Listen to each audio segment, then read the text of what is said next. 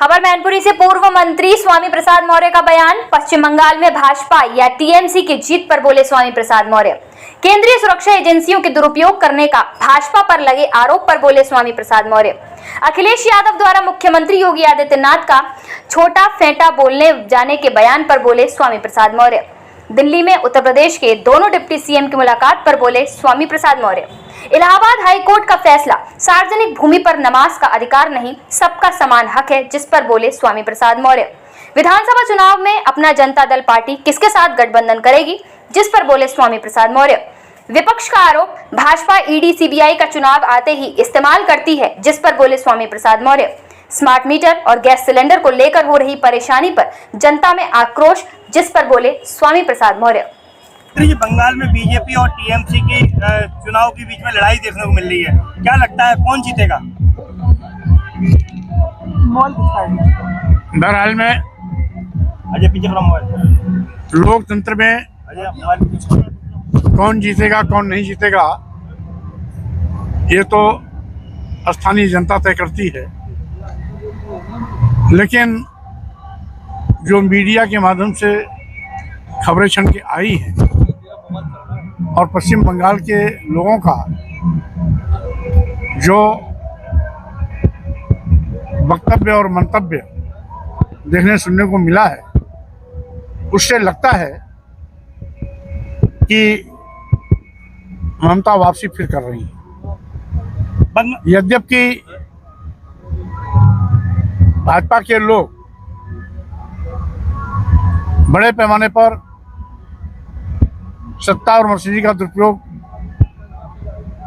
करने पर आमादा हैं और इसी दुरुपयोग के बलबूते पर वो सरकार बनाने का भी सपना देख रहे हैं, लेकिन लोकतंत्र में सबसे बड़ी ताकत जनता होती है।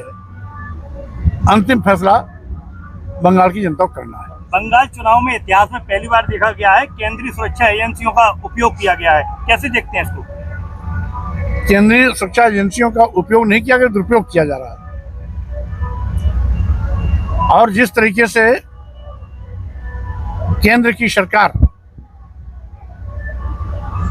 न केवल केंद्रीय सुरक्षा बल पूरे देश का बटोर करके पश्चिम बंगाल में भेज दिया है, बल्कि भारतीय जनता पार्टी, आरएसएस और सहयोगी संगठन के पूरे देश के जितने भी कार्यकर्ता हैं वो सब बंगाल में भय, दहशत, रुपया पैसा खर्च कर ये केंद्र प्रकार चुनाव को प्रभावित करने की कोशिश कर रहे हैं।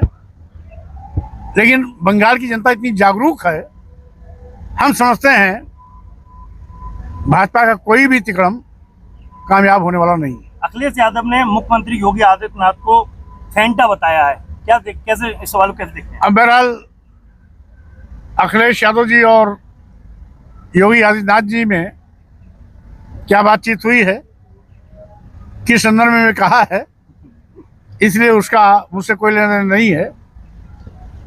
इन लोगों की आपस में नुरा कुश्ती चलती रहती है। अच्छा, मंत्रिमंडल की विस्तार बैठक होनी है, उससे पहले आज दोनों डिप्टी सीएम मुख्यमंत्री की बिना मौजूदगी में एक साथ मिले हैं, कैसे देखते हैं दिल्ली में?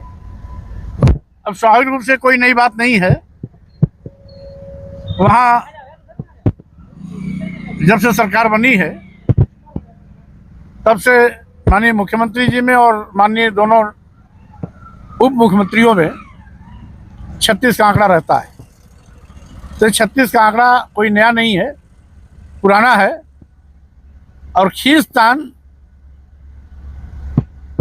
का असर यह है कि आज उत्तर प्रदेश सरकार सभी मुद्दों पर पूरी तरीके से फेल है और इसके लिए सामूहिक रूप से जिम्मेदार उत्तर प्रदेश की सरकार। अच्छा, इलाहाबाद हाई कोर्ट ने सार्वजनिक भूमि पर नमाज का अधिकार नहीं, सबका अधिकार बताया है, कैसे देखते हैं इस इलाहाबाद हाई कोर्ट के सवाल? ये कौन सा नई बात है?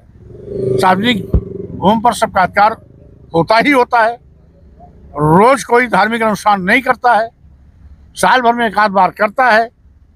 तो इसलिए गाहे बेगाहे किसी धर्म के धार्मिक अनुष्ठान ज़्यादातर सार्वजनिक स्थान पर ही होते हैं और सभी के लिए वो अधिकार प्राप्त है इसलिए इसमें कोई नयापन नहीं है। अच्छा, 2027 का चुनाव नजदीक आने वाला है, आप अपनी पार्टी से ही चुनाव लड़ेंगे या किसी से गठबंधन करके चुनाव लड़ना देखेंगे? देखिए, यद्यपि तैयारी तो हमारी सभी 403 विधानसभाओं चल रही है, लेकिन जिस तरीके से भाजपा सभी मुद्दों पर बुरी तरह पिट गई है, सभी मुद्दों पर फेल हुई है, बेरोजगारी, गरीबी, महंगाई बेतहाशा चरम पर है, किसान अपने को ठगा महसूस कर रहा है, छुट्टा जानवरों का आतंक किसान पर पहाड़ जैसा टूटा है, सरकारी स्कूल बंद होने कगार पर हैं, हर 500 मीटर पर शराब की दुकान खुल रही है, विश्व गुरु बनाने का सपना लालीपाप दिखाने वाले माननीय प्रधानमंत्री जी देश की राष्ट्रीय संपदा को एक एक करके बेच रहे हैं, देश के सभी बंदरगाह, एयरपोर्ट, एयर इंडिया, अधिकतम रेलवे स्टेशन, कई दर्जन ट्रेनें, LIC जैसी संस्था अरबों खरबों की संपत्ति को कौड़ियों के भाव अपने चहेते उद्योगपतियों के हवाले कर दिया है। तो स्वाभाविक रूप से हमारी प्राथमिकता होगी कि उत्तर प्रदेश को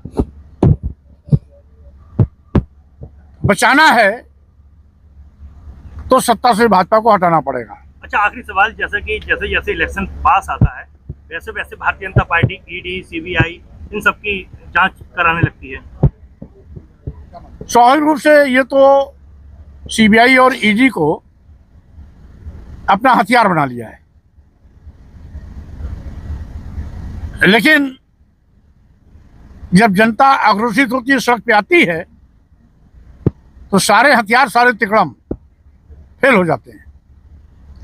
वही हाल आगे भाजपा का भी होना है। अच्छा, जैसा कि स्मार्ट मीटर और घरेलू गैस सिलेंडर को लेकर मारामारी दिखाई दे रही है, लोग सड़कों पर उतर के विरोध कर रहे हैं, लेकिन भाजपा सरकार स्मार्ट मीटर को नहीं हटा रही है।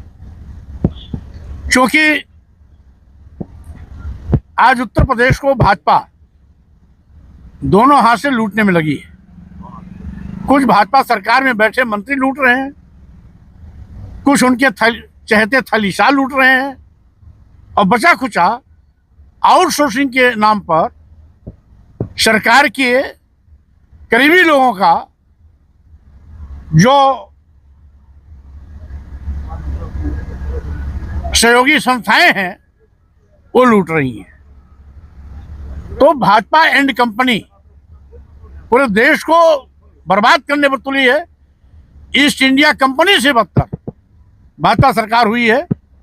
इसलिए प्रदेश बचाना है, देश बचाना है,